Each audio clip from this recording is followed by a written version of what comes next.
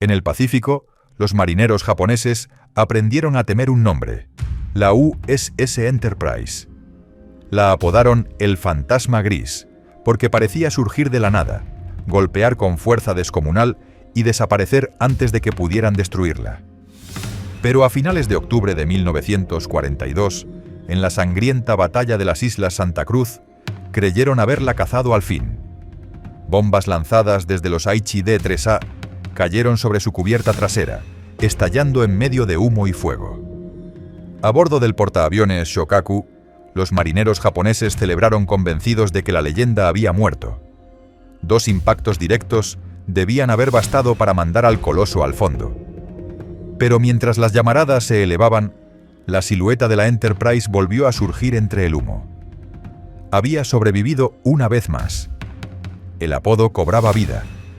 Era el espectro que nunca se rendía, un buque que desafiaba la lógica y la muerte misma. La historia de la Enterprise había comenzado años antes, cuando nadie imaginaba la magnitud de la guerra que se avecinaba. El 3 de octubre de 1936, en los astilleros de Newport News, Virginia, su imponente casco descendió al río James ante la mirada de trabajadores y oficiales. Con casi 20.000 toneladas de acero ensambladas en una estructura de más de 240 metros de eslora, se convertía en el segundo portaaviones de la clase Yorktown y en el 7º buque de la Marina de los Estados Unidos en llevar aquel nombre legendario. A diferencia de sus predecesores experimentales, como el USS Langley o el USS Lexington, la Enterprise había sido concebida desde el inicio como un portaaviones de guerra. Su diseño era moderno, con hangares amplios, catapultas hidráulicas y una cubierta de vuelo de más de 800 pies capaz de operar decenas de aviones. Nacía un arma que cambiaría el rumbo de los mares. Al mando inicial se encontraba el capitán Newton H. White, veterano de la Gran Guerra y pionero de la aviación naval. Había volado biplanos desde cubiertas improvisadas y ahora se encontraba al frente de uno de los buques más avanzados de la flota. Su estilo era sobrio, de pocas palabras, pero de férrea disciplina.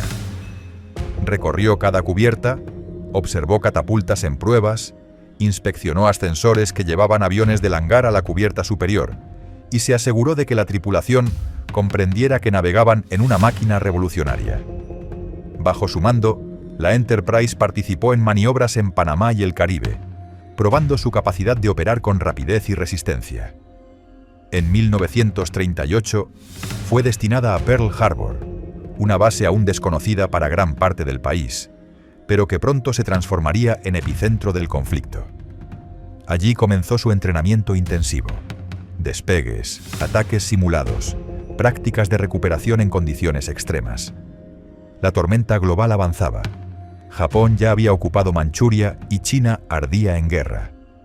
En Europa, Hitler predicaba expansión y las tensiones crecían a cada semana. Aunque Estados Unidos mantenía oficialmente la neutralidad, la Marina no dejaba de prepararse. La Enterprise se convirtió en un campo de entrenamiento flotante. Sus bombarderos en picado, sus cazas y torpederos practicaban ataques coordinados día y noche, perfeccionando la doctrina de guerra aeronaval. Nadie lo sabía aún, pero aquellos ejercicios pronto serían puestos a prueba en la batalla real.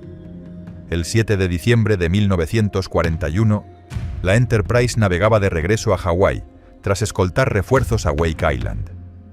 Una tormenta había retrasado su llegada, y esa demora la mantuvo a salvo cuando los aviones japoneses cayeron sobre Pearl Harbor. Ese día, su destino quedó sellado. Ya no era un buque de entrenamiento, sino la punta de lanza de una nación herida. Aún lejos de la base, el rugido de la guerra la alcanzó de inmediato. Sus calderas Babcock & Wilcox impulsaban turbinas Parsons que generaban más de 120.000 caballos de fuerza, lanzándola a 32,5 nudos en su carrera hacia Oahu. En cubierta, los SBD Dauntless eran preparados a toda prisa. 18 despegaron rumbo a un cielo en llamas, encontrándose con un caos absoluto. Acorazados en llamas, explosiones en cadena, cazas japoneses aún merodeando y artillería antiaérea estadounidense disparando en todas direcciones. Los Dauntless quedaron atrapados entre el fuego amigo y enemigo. 7 fueron derribados y 8 aviadores nunca regresaron. La Enterprise todavía se encontraba a 200 millas de Hawái, pero la guerra ya la había atrapado. Aquella tarde, un informe erróneo sobre la presencia de portaaviones enemigos al suroeste llevó a lanzar un ataque al anochecer. Wildcats, Devastators y Dauntless partieron, pero no hallaron nada. En la confusión, algunos cazas enviados a Hickam Field fueron derribados por fuego propio. El fantasma gris apenas empezaba su leyenda. El 8 de diciembre de 1941, la Enterprise entró por fin en Pearl Harbor. Lo que debía ser una simple escala se convirtió en una escena dantesca. Restos humeantes, barcos volcados, marineros intentando apagar incendios imposibles. Allí, bajo la presión del vicealmirante William Halsey Jr., cada marinero del portaaviones fue puesto a trabajar sin descanso. Lo que en condiciones normales hubiera requerido un día completo de reabastecimiento, se logró en 7 horas. El buque volvió a zarpar antes del amanecer del día siguiente, convertido en la primera respuesta organizada de la Marina. En pocos días, un Dauntless de la Enterprise localizó y hundió al submarino japonés INI-70. Era la primera nave de Japón destruida por Estados Unidos tras Pearl Harbor. La Guerra del Pacífico apenas había empezado, pero la Enterprise ya escribía sus primeras líneas en la historia de venganza y resistencia. Los meses siguientes confirmaron su destino. En abril de 1942, la Enterprise se convirtió en escolta crucial del USS Hornet durante la audaz misión que se conocería como el Doolittle Raid. 16 bombarderos B-25 del ejército, jamás diseñados para despegar desde un portaaviones, fueron lanzados rumbo a Tokio. Aunque sabían que no podrían regresar a la cubierta, sus pilotos despegaron cargados con combustible extra y la determinación de llevar la guerra al corazón de Japón. Cuando las lanchas japonesas de patrulla los detectaron antes de tiempo, Halsey no dudó. Ordenó lanzar de inmediato. La Enterprise no llevaba los bombarderos, pero protegió la operación con sus cazas y radares. El golpe fue simbólico. Daños materiales limitados, pero un impacto psicológico inmenso. Tokio había sido bombardeada, y Japón descubría que sus islas ya no eran intocables. La moral estadounidense, aún herida por Pearl Harbor, renació con fuerza. En junio de 1942, la Enterprise se preparaba para la batalla más decisiva del Pacífico. Halsey estaba enfermo, por lo que el contraalmirante Raymond Spruance asumió el mando de la Task Force 16. Su objetivo, defender Midway y destruir a la flota de portaaviones japoneses que avanzaba con confianza. El 4 de junio, los escuadrones de torpederos de la Enterprise despegaron a baja altura. Los VT-6, volando recto hacia las defensas enemigas, fueron masacrados sin alcanzar un blanco. Las pérdidas fueron devastadoras, pero su sacrificio abrió el cielo para el siguiente grupo. Minutos después, los Dauntless descendieron en picado desde gran altura. En cuestión de minutos, el Akagi y el Kaga ardían, alcanzados por impactos letales. El Soryu, atacado por los aviones del Yorktown, fue también consumido por las llamas. La batalla aún no terminaba. El Hiryu contraatacó y golpeó mortalmente al Yorktown, pero al anochecer, Dauntless de la Enterprise lo encontraron y lo hundieron. Midway fue un triunfo decisivo.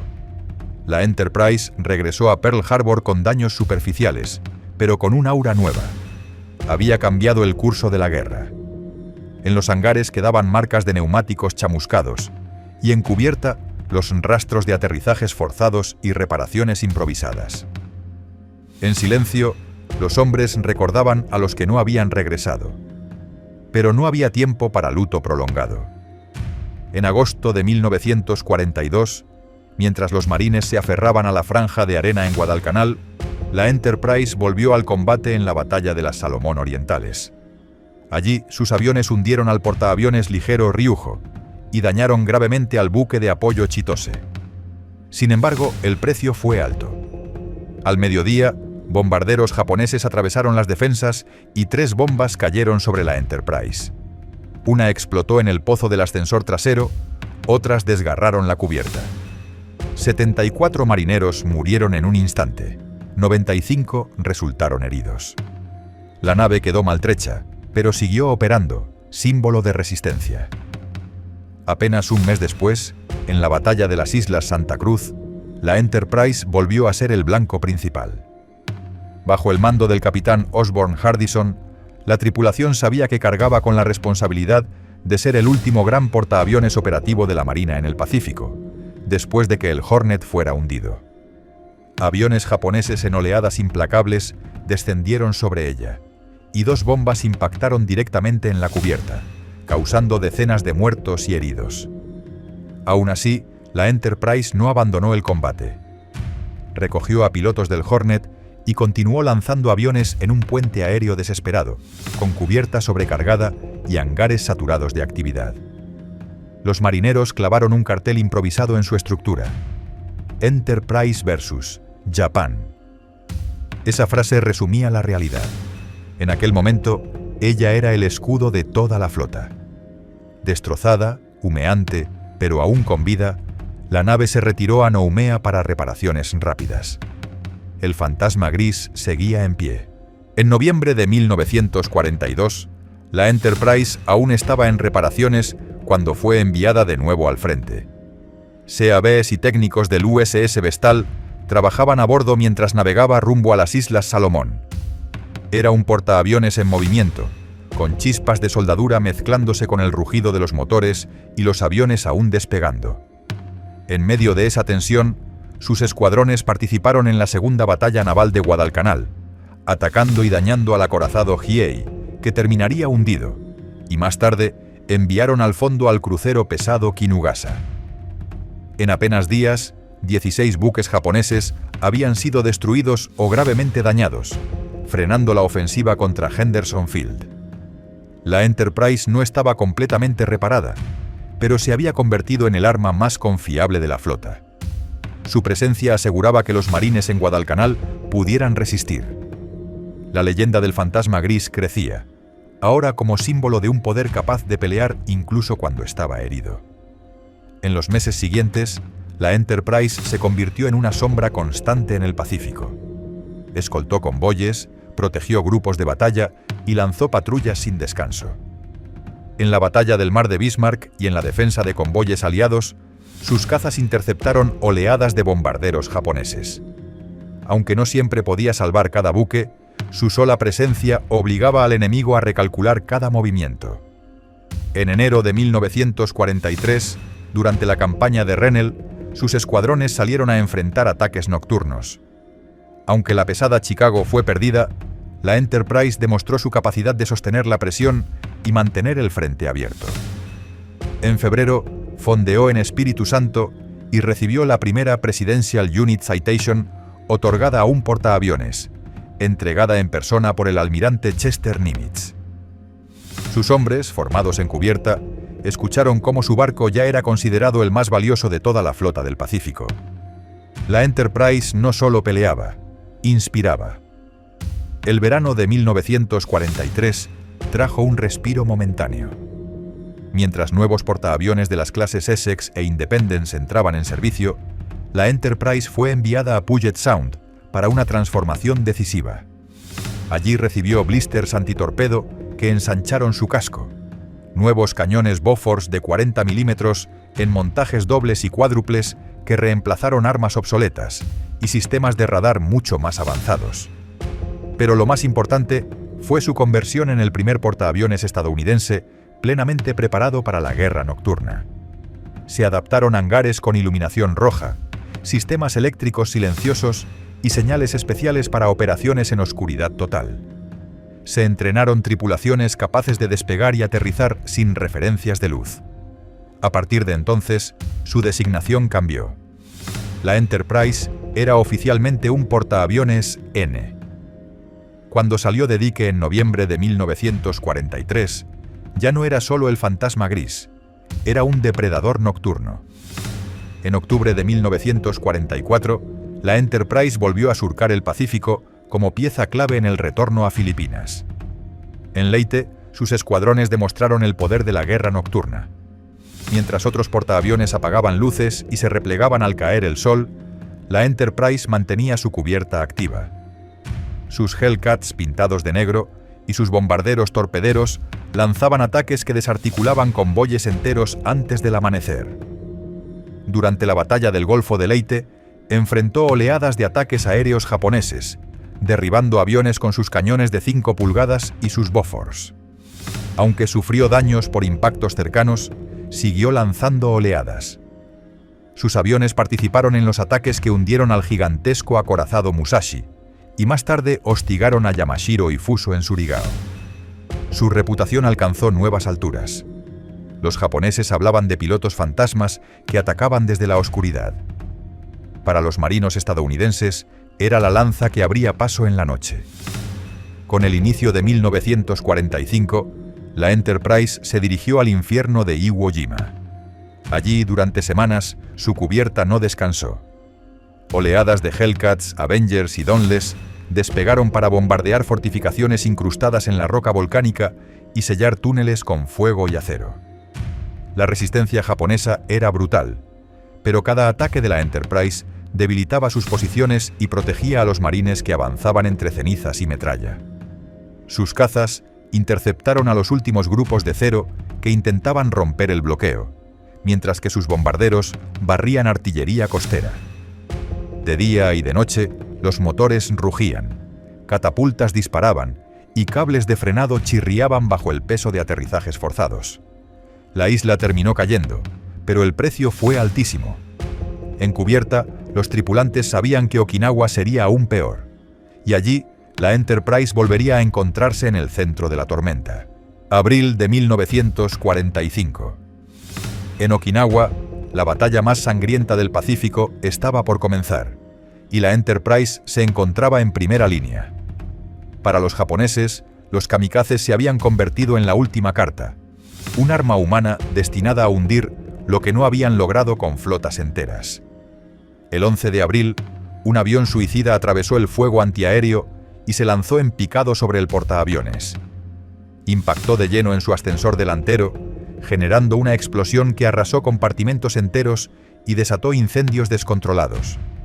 Hombres fueron lanzados por los aires, otros atrapados bajo vigas ardientes. El hangar inferior se llenó de humo y munición en riesgo de detonar.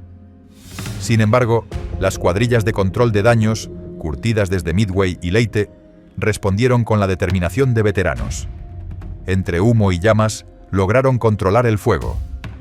Al atardecer, aún con cicatrices visibles, la Enterprise volvió a lanzar aviones. La leyenda del fantasma gris seguía respirando. El 14 de mayo llegaría el golpe más devastador. Otro kamikaze, volando bajo entre las nubes, se estrelló casi en el mismo lugar del ascensor delantero, que ya había sido reparado de emergencia. Esta vez, la devastación fue peor. La explosión arrancó planchas de acero como papel, destrozó el sistema de ascensores y arrasó talleres y hangares. Aviones en mantenimiento estallaron como antorchas. 14 marineros perdieron la vida y decenas resultaron heridos en cuestión de segundos. La cubierta quedó deformada, con planchas arqueadas y huecos por donde se filtraba la luz del sol. Aún así, los hombres improvisaron una pista de emergencia, marcando líneas con tiza sobre acero doblado, permitiendo que algunos aviones despegaran en condiciones casi imposibles. La Enterprise estaba herida de muerte, pero se negaba a sucumbir. La tripulación luchaba contra el destino mismo, desafiando a la propia lógica naval. El daño acumulado ya no podía ocultarse. El impacto del 14 de mayo selló el destino de la Enterprise. Aunque seguía a flote y su tripulación lograba mantener operaciones mínimas, la realidad era implacable. El fantasma gris no volvería a recuperar su capacidad plena de combate. Tras semanas de esfuerzos heroicos, fue retirada del frente y enviada a reparar. Aún así, el legado ya estaba escrito. Ningún otro portaaviones había acumulado tantas campañas, tantos impactos y tantas victorias sin hundirse. Para sus marineros, abandonar Okinawa con la nave aún respirando era una prueba de que la Enterprise no era solo acero, sino espíritu. La nave que había desafiado Midway, Santa Cruz, Leyte e Iwo Jima había sobrevivido incluso a los kamikazes. Ahora su destino era regresar a casa. Con el final de la guerra en agosto de 1945, la Enterprise recibió una última misión: traer a los soldados de vuelta. Fue asignada a la operación Magic Carpet, un esfuerzo colosal para repatriar a millones de combatientes estadounidenses. Su cubierta, antes lanzadera de bombarderos y cazas, se transformó en un pasillo repleto de hamacas, literas improvisadas y espacios comunes llenos de hombres ansiosos por volver a ver a sus familias. En septiembre de 1945, partió de Pearl Harbor con más de 1000 pasajeros, incluidos prisioneros de guerra liberados y heridos. En su segunda travesía desde Southampton, regresó a Nueva York con más de 4.600 hombres a bordo, enfrentándose incluso a tormentas con olas de más de 20 metros. A pesar del clima, cumplió su misión. El fantasma gris, que tantas veces había llevado la guerra al enemigo, ahora devolvía a casa a quienes habían sobrevivido al infierno. En enero de 1946, la Enterprise completó su última travesía de Magic Carpet, transportando más de 3.500 militares desde las Azores hasta Estados Unidos, incluyendo a 212 integrantes del Women's Army Corps. Había pasado de ser un portaaviones de guerra a convertirse en un símbolo de regreso y esperanza. Pero su destino final no sería el de otros buques convertidos en museos. En 1947 fue retirada del servicio activo y permaneció años en la reserva. Con 20 estrellas de batalla, era el portaaviones más condecorado de la Segunda Guerra Mundial. Sin embargo, cuando los presupuestos se estrecharon y el costo de preservarla se consideró insostenible, la decisión fue amarga e irreversible: sería desguazada. El fantasma gris, que había sobrevivido a Midway, a Santa Cruz y a Okinawa, desaparecería no por bombas, sino bajo las chispas de un soplete. En los años posteriores a la guerra, veteranos, comunidades y autoridades navales intentaron salvar a la Enterprise del desguace. Había sobrevivido a Midway, Guadalcanal y Okinawa. Había transportado a miles de hombres de vuelta a casa y acumulado un historial que ninguna otra nave igualaba. Se propusieron proyectos para convertirla en museo o en monumento flotante. Incluso hubo promesas de preservar su mástil para instalarlo en la Academia Naval de Annapolis. Pero la realidad fue implacable. Los costos de mantenimiento eran astronómicos. Su casco estaba agotado tras años de batalla y la posguerra exigía priorizar nuevas tecnologías. En 1958, la decisión fue definitiva. La nave que los japoneses habían declarado hundida en múltiples ocasiones y que había resucitado una y otra vez, desaparecía bajo los cortes de los sopletes. El fantasma gris no caía en combate, sino en silencio, transformado en acero reciclado. Aún así, su espíritu no murió. En 1961, el nombre Enterprise renació en el C-1PN-65, el primer portaaviones nuclear de la historia.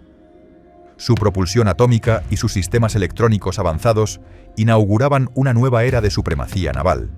Pero en sus camarotes aún había reliquias del C-6, ojos de buey originales, piezas simbólicas que recordaban al linaje que lo precedía. El Enterprise nuclear navegó medio siglo, desde la Guerra Fría hasta operaciones en el Medio Oriente, llevando el mismo nombre que había inspirado temor y respeto en el Pacífico. Era un puente entre generaciones. Del acero humeante de 1942 a la era atómica, el espíritu de la Enterprise seguía proyectando sombra sobre los océanos. Ningún otro nombre de buque estadounidense resonaba tanto en la memoria colectiva como ese. El legado de la USS Enterprise CV-6 vive en la historia naval y en la memoria de los marineros que la sirvieron. Fue más que un portaaviones. Fue un símbolo de resistencia, un espectro de acero que nunca aceptó la derrota. Ganó 20 estrellas de batalla, más que ningún otro portaaviones estadounidense, y se convirtió en el baluarte de la guerra aeronaval en el Pacífico. Los japoneses la llamaron el fantasma gris, porque parecía inmortal, y de algún modo lo fue. Sus cubiertas ya no existen, pero su eco permanece en libros, películas y en la tradición de la Marina. Cada vez que un nuevo buque lleva el nombre Enterprise, lleva consigo la memoria de aquel portaaviones que nunca se rindió. Fue un arma de guerra, un hogar para miles de hombres y un mito que aún sobrevive. Su desaparición física no borró su presencia. La Enterprise aún navega, pero lo hace en la eternidad de la historia.